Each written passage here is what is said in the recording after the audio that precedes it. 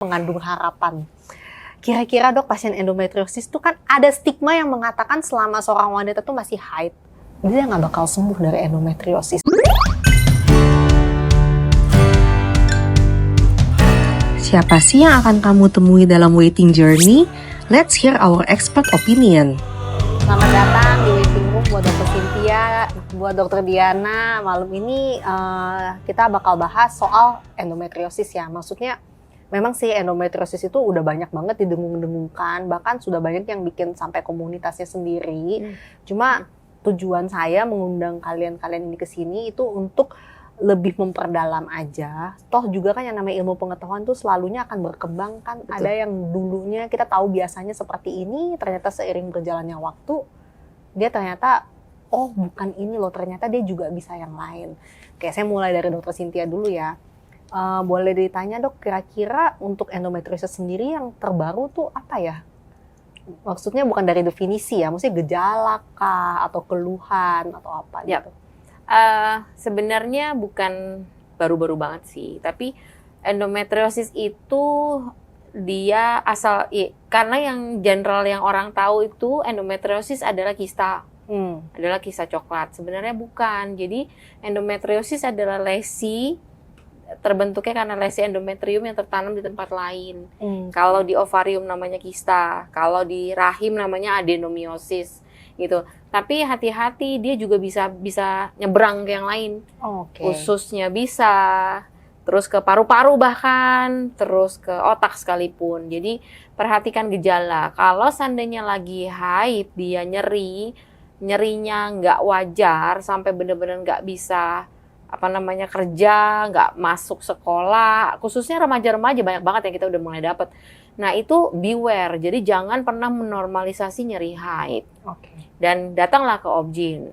Tapi begitu dibilang, oh nggak ada apa-apa, bukan berarti nggak ada apa-apa sebenarnya. Jadi kalau kita tidak melihat lesi dalam bentuk kista, nggak dalam bentuk adenomiosis, kita harus mencari superficialnya. Superficial itu yang cuman spotting gitu, yang terkadang nggak bisa terlihat di USG.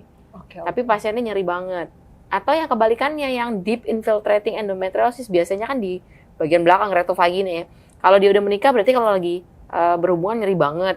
Atau pada saatnya dia ke belakang tuh nyeri. Nah itu dia hati-hati. Atau kalau misalkan lagi itu jadinya kayak ada pasienku di itu lagi kebetulan dia pas lagi haid, justru yang dia rasain sesak nafas. Sesak nafas sampai ada episode dia sampai batuk darah. Gitu. Pas di ke IGD ternyata pneumothorax, itu hemitorax ya. Sampai ada darahnya di paru-paru, kerendam. Sama darah ya? Sampai kayak gitu. Jadi dikonfirm emang betul itu endometriosis.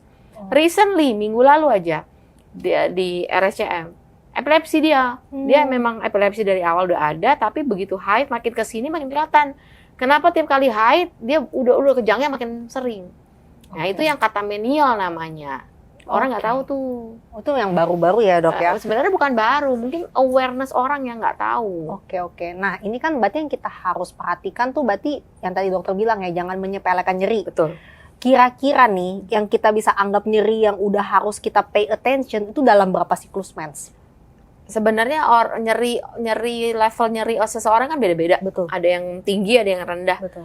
Kalau misalkan dalam 2 kali mens aja, saya rasa cukup untuk segera periksa deh. Jadi nggak ada salahnya. Dan biasanya yang bisa kita lakukan ya, kalau nggak ada apa-apa, tapi sebenarnya kita bisa challenge, gitu. Kita bisa challenge keberadaan endometriosis ini. Kita bisa berikan sebenarnya pil KB. Dengan mudahnya pil KB. Diminum sebulan 2 bulan gitu, membaik nggak? Yang tadi misalkan guling-gulingan nggak selam, tapi masih oke lah ada nyerinya, tapi masih bisa beraktivitas. Nah itu sebenarnya udah mulai curiga. Sebenarnya mungkin saja ada endometriosis tapi di tempat lain. Ini sih menarik juga ya. Ini kan ada dokter Diana nih di sini sebagai dokter spesialis akupunktur kan ya. Kalau dari sisi akupunktur sendiri, kira-kira apa sih yang bisa dibantu gitu loh tentang pasien endometriosis? Dari sisi akupunktur ya tadi ada dibilang ya, kalau misalnya dari dokter Cynthia kan tadi bilang kalau misalnya nyeri terus di challenge pakai obat gitu ya, bisa kayak proof lah bahwa ini kemungkinan besar ada. Nah dari sisi kita akupunktur juga sebenarnya ada salah satu caranya, yaitu kalau memang ada nyeri haid, kita lihat lagi di bawah lidahnya pasien itu kan ada pembuluh darah, ada 2 vena ya kan. Kalau memang venanya kelihatan tebel banget ya kan, itu bisa kita asumsikan bahwa kemungkinan besar di pasien ini juga menderita endometriosis. Tapi tetap ya kita balikin dari sisi medis untuk golden standarnya ya. Betul. Karena kan itu kan berarti cuma untuk kayak screening acak gitu ya. Kurang lebih kalau sudah ditunjang dengan keluhan dulu nih. Jadi underlying-nya mesti ada keluhannya dulu ya. Oke, tadi kan kita ngomong juga nyeri nih. Kalau dari sisi akupuntur tadi kan dokter bilang bisa untuk mengurangi nyeri. Buat ngurangi nyeri itu kita bisa ya. Akupunktur basically kan untuk semua banyak lah bermacam-macam jenis nyeri itu kita bisa ke sana ya kan. Ya termasuk salah satunya nyeri si endometriosis ini juga gitu loh. Kita bisa bantu untuk ngurangin peradangannya, ngurangin nyerinya, ngurangin frekuensi dia kena nyerinya, bahkan mungkin kalau ditunjang dengan obat-obatan ya bisa untuk kayak supaya dia haid dia nggak nyeri, karena idealnya kan sebenarnya ya kalau kita haid harusnya nggak nyeri ya. Kalau secara akupunktur kita mempunyai pemikiran seperti itu, karena kalau misalnya ada nyeri ya kan berarti memang ada sesuatu yang nggak balance ya kan. Jadi ya harus dibalance lagi, balik lagi ke sana. Jadi akupunktur bisa help banget di sana gitu loh. Oke. Tadi kan dokter bilang kan, dokter Cynthia kan ngomong masalah kayak dari awal banget nih dia baru mulai mens, berarti remaja dong ya. Betul. Sebenarnya paparan pada endometriosis itu dimulainya sejak kapan sih, Dok? Paparannya bisa segera dari sejak si ibunya itu mengandung.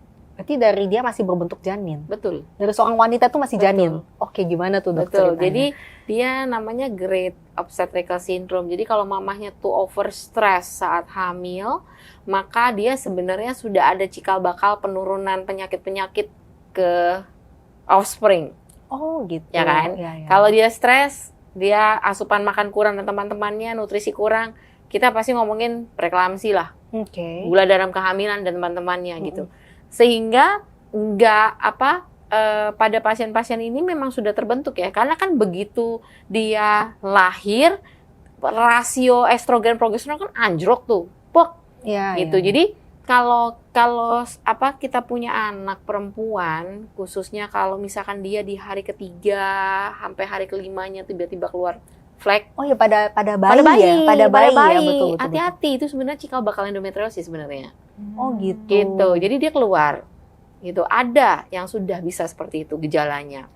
Atau sebenarnya tidak keluar tapi dia sudah ada. Jadi imbalance-nya itu. Jadi kalau rahim kan kalau kita lihat pada dewasa tuh panjang badannya si rahim itu sendiri sama serviks itu kan perbedaannya lumayan ya. Iya. Tapi ini kebalik. Di Oh, bayi, gitu. dibalik tuh kebalik. Serviksnya lebih panjang daripada badannya.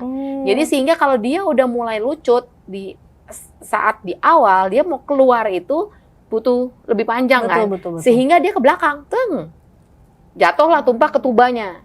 Akhirnya jatuh ke peritoneum kan. Iya. Begitu jatuh ke peritoneum otomatis suatu saat dia tertidur habis itu. Suatu saat masuk pubertas, aktif lah. Darah haid kan dia lucut kan, endometrium lucut. Jadi bukan ini yang naik ke sana, tapi yang di sana itu udah terinvaginasi. Kayak ngendep gitu ya, Dok? Ngendep. Abis itu dia akan berdarah lagi. Jadi kan itu endometrial like tissue. Ya itu yang keluar lagi darahnya.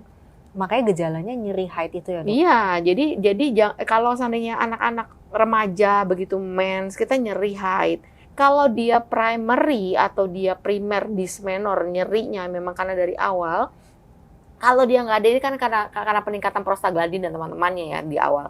Begitu dia gede, dengan sering berjalan waktu, prostaglandinnya udah mulai terkompensasi di badan teman-temannya, dia nggak ada lagi tuh nyeri, akan jauh berkurang. Mestinya. Pada remaja ya. Ini normalnya berarti Iya, ya, Dok, ya? pada remaja. Jadi dia turun. Baik. Tapi kalau dia dengan sering berjalan udah mulai mature organnya, tapi dia makin nyeri, kita udah curiga itu ada sesuatu pasti di sana. Oke, berarti Gitu. sebenarnya itu menjawab pertanyaan yang sebelumnya itu, mau berapa cycle baru kita bisa, berarti kita harus ngelewatin fase yang adjustment untuk prostaglandin Kalau dulu ya. di anak-anak, Oh, tapi kan terkadang it's too late. Betul. Orang mikirnya biasa aja nih gitu. Jadi jangan pernah menormalisasi itu dulu sampai. Jadi prinsipnya sekarang adalah when patient datang ke kita dengan nyeri haid, yang nomor satu di pikiran kita tuh endometriosis loh. Udah harus langsung nomor 1 Iya, endometriosis ya. itu prinsip yang Oke, sekarang oke, itu. oke, oke. Jadi kita ngomongnya kalau nggak ada apa-apa, unvisualized endometriosis. Oke, oke. Gitu. Sampai dengan terbukti dia tidak ada endometriosis. Oke, oke. Itu prinsip yang utama sekarang yang baru banget sih. Nah, Gitu. ini the newest-nya berarti ya. Oke, oke. Newsnya itu unvisualized endometriosis. Sebelum saya lanjut ke pertanyaan dengan Dokter Diana nih, saya pengen tahu tadi kan cukup menarik. Jadi pada ibu hamil tuh disarankan sebaiknya jangan ada stresor atau dengan kata lain jangan stres ya dok ya. Gimana Agak sih susah ya. relasinya apa sih stres itu dengan munculnya endometriosis tuh kira-kira tapi secara agak- sederhana aja. Agak sulit, ya susah sih karena kan dia jadinya Great Obstetric Syndrome di mana dikaitkan kejadian tingginya preeklamsi, jadinya bayinya kecil, jadi otomatis memang sudah dibawa secara genetiknya dia. Oke. Gitu. Jadi we are creating new life, it depends on what you are pada saatnya hamil. Oh. Makanya harus jaga makan juga selain stres yang tadi gitu. Maka definisi stres itu bukan stres pikiran juga loh, stres secara makan maksudnya. Jadi kan makan kan kalau dia nggak bagus, nutrisi nggak balance dan teman-temannya tuh stres in uteronya dia, bayinya ya. Oke. It's not the mother, Oh, iya, babynya sebenarnya. Oke. Gitu. Oh, jadi maksudnya itu kita mencegah stres pada anak dalam kandungannya anak itu. dan juga ya sebenarnya kan lihat mamahnya aja lah intinya. Tapi kan kita susah ngeliat bayinya. Tapi kalau seandainya bayinya udah muncul kok agak kecil ya, kok ini dari ya. ANC berarti ya. Oke. Makanya kenapa ANC kan sekarang jadinya piramidanya dibalikin lagi kan, gak jadi piramida kebalik. Tadinya kan begitu dia gede baru seminggu sekali, Betul. balik sekarang, di bawah sekarang. Oh. Di awal-awal justru yang harus Sering. Oke. Kalau gitu kita bisa nyambung nih ke Dokter Diana nih. Akupuntur tuh kalau terhadap stres itu tuh gimana peranannya, bisa nggak? Ya bisa banget, memang ada beberapa titik akupunktur, terutama di daerah kepala, telinga itu kan, kita bisa pakai untuk regulasi stres, bikin orang lebih rileks ya kan, bantu untuk dia regulasi neurotransmitter yang di kepala ya kan, meningkatin hormon endorfin supaya kita merasa lebih rileks, lebih happy, gitu juga bisa. Nah kalau kita ngomong nih masalahnya tadi kan dimulai dari ibu hamil, pertanyaan yang lumayan sering juga muncul sih, ibu hamil aman nggak sih di akupuntur dok? Aman, Nah, bila dilakukan oleh tenaga medis yang memang udah terlatih dan tahu apa yang boleh dan tidak boleh untuk dilakukan terhadap ibu hamil tersebut. Oke. banyak Berarti- pasienku menanyakan hal ini. Kan udah hamil dok gitu. Iya betul. Paling aman ada nggak sih kayak batas usia teraman kehamilan? Soalnya yang paling suka takut yang masih hamil muda ya dok. Ya, Gitu. Itu apa? takutnya loss. Betul. Itu kira-kira ada perbedaan. Jadi boleh sekalian dijelaskan aja di sini misalnya ada perbedaan teknik, perbedaan pemilihan titik Dan tuh berapa gimana? kali? Betul. Berapa waktu? Sebenarnya- Rentang waktu, sorry. Tentang waktu. Berapa kalinya gitu ya Iya, dok rentang ya? waktu. Maksudnya dari sini ke akupuntur berikutnya tuh berapa lama? Seringnya ditanyain ke saya, terus saya bilang, waduh, itu bukan Isda my expertise, daripada nanti salah jawab gitu. Iya. Coba Iya, bisa iya. dibantu nggak dok? Basically akupunktur itu balik lagi ya, kalau misalnya dilakukan oleh tenaga medis yang sudah terlatih, Betul. itu sebenarnya cukup aman. Mau di usia week berapapun di pregnancy itu sangat boleh dilakukan. Kita banyak ya handle case-case yang Betul. dimana kita support dalam program IVF ya, Betul, ya kan betul. itu kan sebelum dia IVF, pada saat dia IVF, pada saat dia menjelang embryo transfer, even sampai pada saat dia setelah embryo transfer. Itu penelitiannya udah ada, bahkan protokolnya pun sebenarnya ada. Jadi it's very very safe ya kan. Kapan di pregnancy boleh ya, even yang embryo transfer aja itu sambil menunggu dia nempel aja itu pun boleh dilakukan ya kan. Betul. Setelah itu ya kita akan tetap melakukan kalau kita merasa oke, kayaknya pasien tersebut butuh untuk kita support secara akupunktur, karena ada beberapa mekanisme kerja akupunktur yang bisa membantu penempelan dan perkembangan dari si babynya juga ya kan, dari sisi akupunktur. Nah, pertanyaan seberapa sering itu balik lagi ke kondisi tiap pasien yang berbeda ya kan. Pasien misalnya tadi kasus hari ini kita bahas endometriosis. Ya untuk case endometriosis karena kita di pemikiran kita bahwa ada peradangan yang ongoing Iya, ya kan betul. di daerah abdomen ya kan, di daerah perut, ya kita akan merekomendasikan bahwa ini perlu dilakukan lebih sering, misalnya seperti 2 kali seminggu, ya kan. Tapi buat case-case di mana nggak ada underlying disease atau penyakit bawaan yang kita curiga akan mengganggu pregnancy-nya, mungkin di awal-awal kita butuh supportnya ya paling seminggu sekali atau 2 minggu sekali, is okay gitu untuk support perkembangan dari babynya, ya kan. Tapi kalau misalnya udah lewat trimester 1 nih, ya kan, pertanyaannya kan udah cukup stabil nih, apakah kita masih perlu akupunktur? Seringnya kan begitu, ya kan. Nah, kalau misalnya nggak ada kondisi yang harus kita tangani lagi, nggak ada keluhan spesifik, sebenarnya ya cukup sebulan sekali itu it's okay gitu loh. Kita bantu support, regulate, ya kan. Tapi kalau misalnya in pregnancy kan kadang ada orang yang masih tetap mual-muntah, ya kan, keluar dari pregnancy, atau ada yang sakit kepala, sakit pinggang, sakit apapun itu yang kalau mau pakai obat kan mikir lagi hamil nih, obat mana yang aman gitu kan. Ya akupunktur bantu ke sana gitu loh. Jadi bisa bantu buat ngatasin itu. Kayak tidur juga deh. Contohnya kan ada beberapa yang pas sudah hamil susah tidur, ya kan, atau kebangun-bangun tengah malam. Ya akupunktur bisa masuk di sana. Nah, berapa kalinya ya tergantung lagi dengan kondisi pasien pada fase tersebut. Berarti responnya gitu. ya, ketika ditusuk dia berespon baik, ya kita nanti evaluasi lagi. Jadi betul. harus diulang berapa kali gitu ya. Ini jadi nggak ada patokannya berarti ya. Iya. Oke. Makanya pasien tuh sebenarnya sebaiknya harus selalu kayak follow up gitu, kayak update ke kita gitu ya. Gimana? Apa yang diminta, apa yang dibilang sama dokter kandungannya kali ya, Dok, Iya, maksudnya. gitu, kayak apa yang dia rasakan setelah dia melakukan terapi-terapi tersebut. Nah, ini kita masuk ke segmen yang bukan agak sih, kayak pasti menarik lah karena mengandung harapan. Kira-kira Dok, pasien endometriosis tuh kan ada stigma yang mengatakan selama seorang wanita tuh masih haid, dia nggak bakal sembuh dari endometriosis. Nggak akan apa, sorry? Sembuh. Itu benar apa nggak sih, Dok? Oh, ya. Jadi makannya adalah darah kan. Jadi dia kalau begitu dia haid, dia berdarah lagi, dia betul lagi. Intinya kalau selama dia masih haid, estrogennya masih tinggi, dia akan ada. Jadi jangan pernah berpikir ya udahlah operasi aja. Itu banyak banget nih. Jadi yang di masyarakat tuh totally wrong. Jadi ya udahlah, gue sakit, nyeri nih. Kan endometriosis cuma datang 2 ya. Nyeri haid atau belum bisa hamil. Betul. 50% ini, 50% ini. Jadi sama, dia equal. Kalau yang ini biasanya jarang ada haidnya. Jarang ada nyeri haidnya. Gitu. Sedikit lah, nggak terlalu banyak. Ini tuh dominan sekali nyerinya. Nyeri itu justru yang dominan. Dominan, lebih dominan nyeri dia. Okay. Terus, Dok, saya operasi aja gitu. Kita kasih obat. Oke lah, nggak mempan. Jadi kriteria operasi itu cuman ada beberapa. 1, tidak mempan dengan obat-obatan hormonal yang diberikan walaupun dengan kombinasi apapun. Yang kedua, kalau misalkan kita terbukti ada infeksi justru. Oh, ada infeksi. Iya, jadi endometriosis yang berubah menjadi suatu infeksi. Gara-gara ketidakseimbangan mikrobiota di dalam perutnya. Jadi dia inflamasi, lengket dan teman-temannya nempel atau ke usus. Ususnya itu nanti lama-kelamaan dia ya jadi agak bocor dikit ya karena nempel itu, dia pindah. Suatu saat bisa jadi infeksi. Kalau dulu kan kita bilang tuba ovarium abscess itu harus pada orang yang berhubungan, berarti agak nakal gitu ya. Iya. Nggak gitu. Banyak yang masih nona, belum pernah berhubungan, tapi ternyata TOA. Itu dari endometriosis.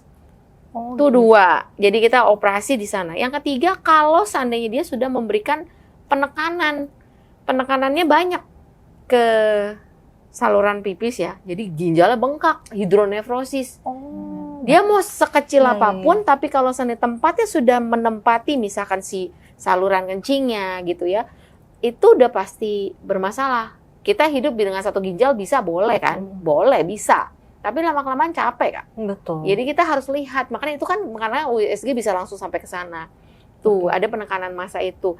Jadi ada gejala, belum tentu ada gejala tapi biasa ditemukan di USG. Nah, terus kalau dia misalkan jadi pupnya jadi terhambat, jadi kurang lancar gitu. Itu harus tahu itu. Jadi hanya itu doang. Kalau enggak mah, atau satu lagi, kalau dia mau IVF dan ternyata begitu kita tusuk untuk ngambil sel telurnya ketemu dia dulu si kista, nah baru kita operasi, kita reduksi. Oke. Gitu. Nah, tapi setelah itu minum obat jangka panjang lagi loh untuk mencegah rekurensi. Jadi dia sifatnya seperti gula dan diabetes dan hipertensi. Nggak bisa bener-bener nggak sampai bisa, ini ya. jadi terkontrol saja. Jadi jangan pernah lupa. Begitu dia dioperasi, Dia nggak akan menyembuhkan juga kok nyerinya berkurang jauh, iya oke. Tapi kalau kita diemin, pasti akan muncul lagi. Sehingga obatnya harus masuk nih, obatnya. Jadi sama aja minum obat. Begitu minum obat membaik, ya udah kita obat dulu. Oke. Kita nggak akan pernah, karena harapannya is only 1 kali operasi. Sedangkan coba tanya, Benar. operasi endometriosis sudah berapa kali pasien? Iya, Iya, biasa Kak. ada yang berkali-kali. Iya, ya. karena salah pemikirannya. Oke. Ini kan tadi kan dokter ada sempat bilang nih, maksudnya kayak kalau bisa tuh justru hanya yang masuk kriteria tertentu yang kita operasi. Iya. Kira-kira ada damage yang disebabkan dari operasi ini nggak sih Pas- sampai ada statement itu? Iya, pasti. Karena intinya kan sifat endometriosis itu menggerogoti yang bagus juga ya. Betul. Yang normal tuh digerogotin sama dia. Sehingga kalau kita terlalu agresif, nanti yang ada cadangan sel telurnya nggak hilang sih, turun drastis. Jadi kita harus tahu tuh cadangan sel telurnya. Jadi cadangan sel telur itu yang akan menjadi landasan buat kita berbicara, kita mau ngapain operasinya. Bolehkah kita angkat? Jadi kistektomi gitu di sisi cangkangnya kita angkat juga, atau justru kita hanya buka, sedot, masukin kayak Iya, surgisa iya. gitu, tutup. Dah. Mhm. Kita mau yang mana? Tapi baik kedua-duanya itu semuanya berpotensi untuk Numbuh lagi. numbuh lagi ya Iya. dong. Tetap ya, Iya. meskipun kistektomi sekalipun Oh, iya, ya. iya. Itu yang lumayan banyak salah kaprah yang kita Iya. temukan ya. Soalnya kan Iya. mereka datang, tapi kita udah operasi kok dong. Makanya saya bilang, Gitu. itu pasien saya juga ada. Kan saya udah operasi, Dok. Dijelasin enggak kalau sana ini bisa. Kan selama masih high. Jadi endometriosis kalau mau diem dia nggak haid. Oke. 2 kondisi doang. Menopause atau hamil. Betul. Menopause bisa diinduksi dengan obat. Jadi minum obat-obatan yang bisa membuat dia diem kan nggak mens atau nggak suntik tapi maksimal 6 bulan. Betul. Atau ya hamil lah. Iya, alami berarti secara alami ya. Iya. Sekarang kita ngomong soal masuk kebetulan ke ranah yang Dokter Cynthia juga ahli ya. Maksudnya lagi mempelajari juga lebih dalam soal berarti ke arah kehamilan nih. Kira-kira kalau letak sel endometriosisnya ini di gudangnya telur alias di ovarium, itu akan berpengaruh nggak terhadap semua cadangan telur yang di dalam? Pasti. Jadi lebih apa? Jadi lebih rendah. Rendah atau jelek Lebih juga? sedikit. Oke, Satu. Nomor satunya kerendah kuantitasnya dulu. betul. Yang kedua pastinya ke kualitasnya. Kenapa? Karena bercak-bercak coklat ini akan nempel di sana. Oke. Sehingga oosit ini cenderung kalau kita lihat under mikroskop, dia warnanya beda tuh. Oh, warnanya. Warnanya beda, dia lebih coklat. Oke, oke. Gitu. Terus dia punya kumulusnya atau cangkangnya itu lebih rapuh. Oke. Sehingga kalau misalkan kita introduksi si sperma, terkadang suka burst out. Oke. Gitu. Dia olemanya lebih rapuh. Oke. Tapi dia lebih coklat gitu. Jadi ya gitu. Dan kadang-kadang tuh bisa oositnya aja bisa jadi lonjong. Ini harusnya bulat ya, ini lonjong gitu.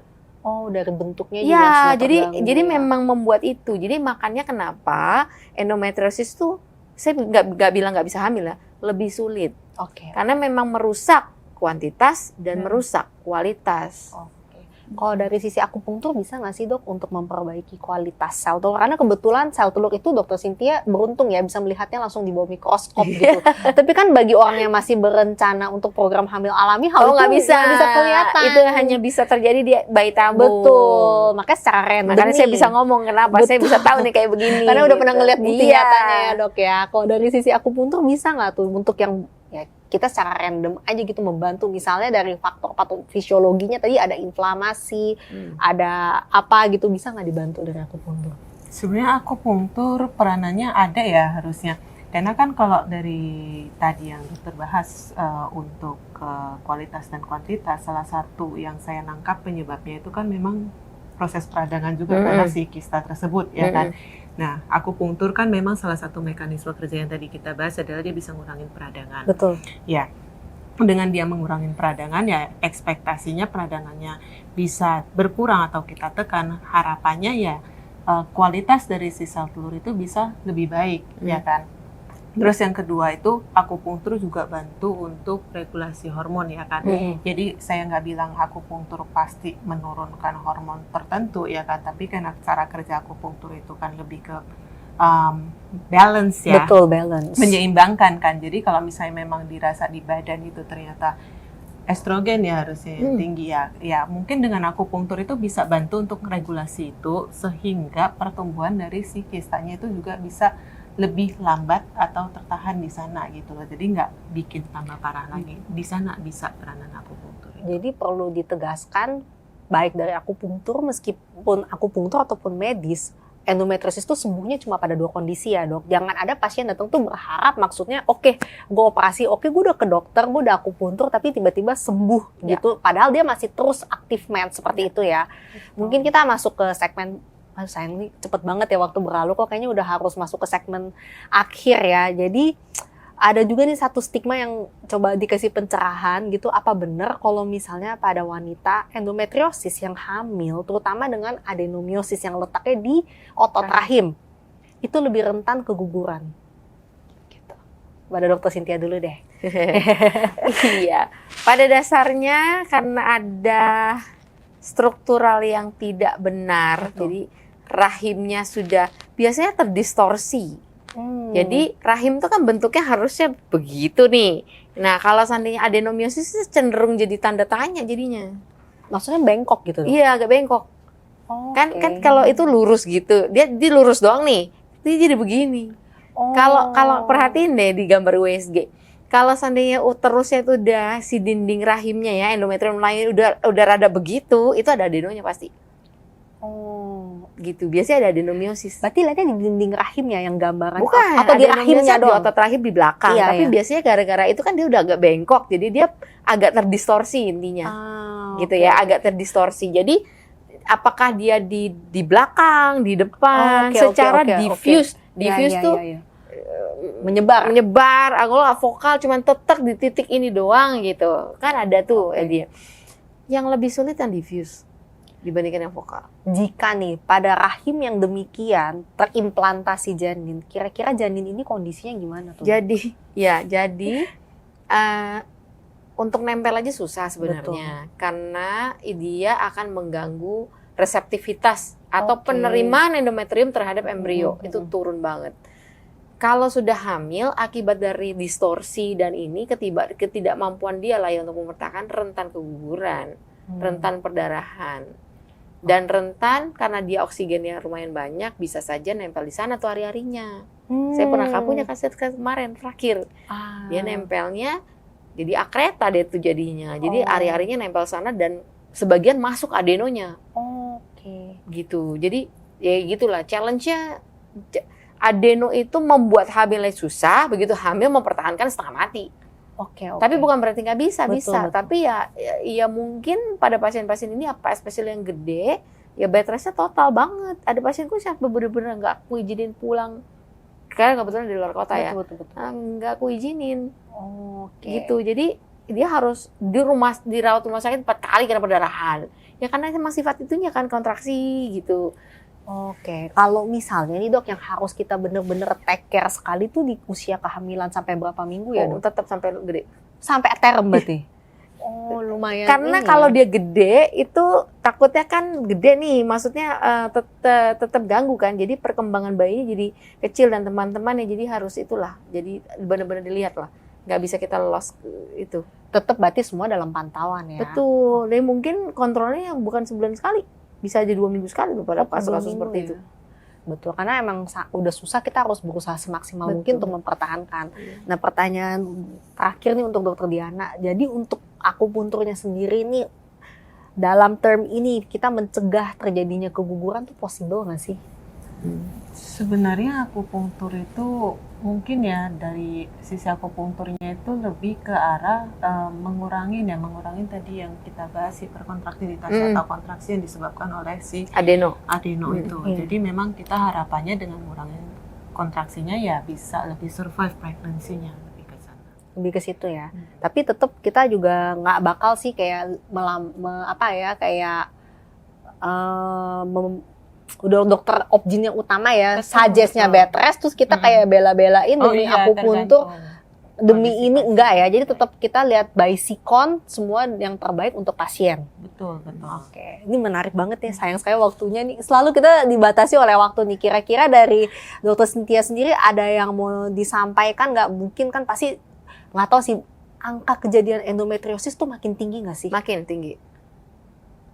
Gimana Semakin tuh, Dok? tinggi. Adenomiosis juga apalagi. Itu apa Makin ya naik. penyebabnya kira-kira?